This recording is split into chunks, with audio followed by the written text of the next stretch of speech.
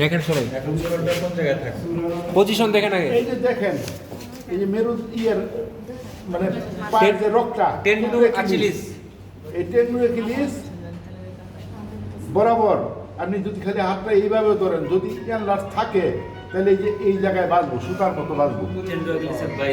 টেন্ডনের বাইরের দিকে এই মিড বরাবর বাইরের দিকে, ওই টেন্ডনের পাশেই সুতার মতো বাঁচবো। এটা নাই, এটা এনলার চলে পালপেট করা যাবে, এনলার না হলে নাই।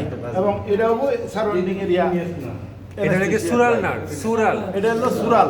আর মাস্কুলোকিটেনাস তো সুপারফিশিয়াল পেরোনিয়াই, এই যে এই যে এই যে হালকা বাজে দেখেন সবাই এখানে ধরেন সবাই ধরেন পেশেন্টটাকে।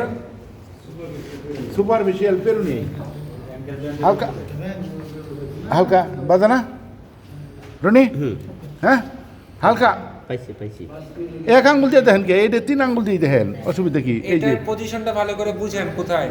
অ্যাঙ্কেল জয়েন্টটা যে আছে তার ঠিক উপরে, আর সুরাল হচ্ছে ওই টেন্ডো অ্যাকিলিস যে টেন্ডনটা আছে ওই টেন্ডনের একটু বাইরের দিকে, ওই বরাবর।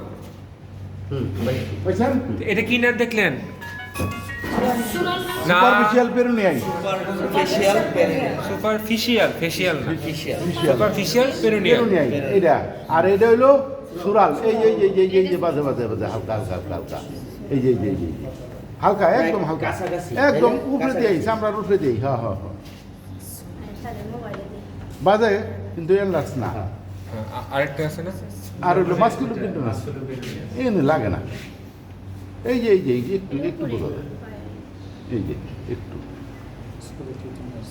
সাধারণত লাগে না। এনলার্জ এই যে এরকম বলতেই বোঝা যায়, বা অনেক সময় বাইসে থাকে মাস্কুলোকিটেনাস।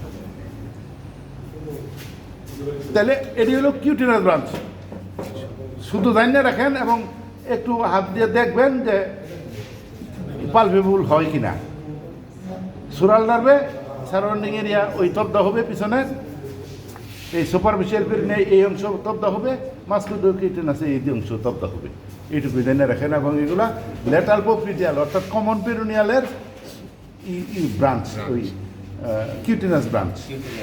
আচ্ছা, এখন বসেন।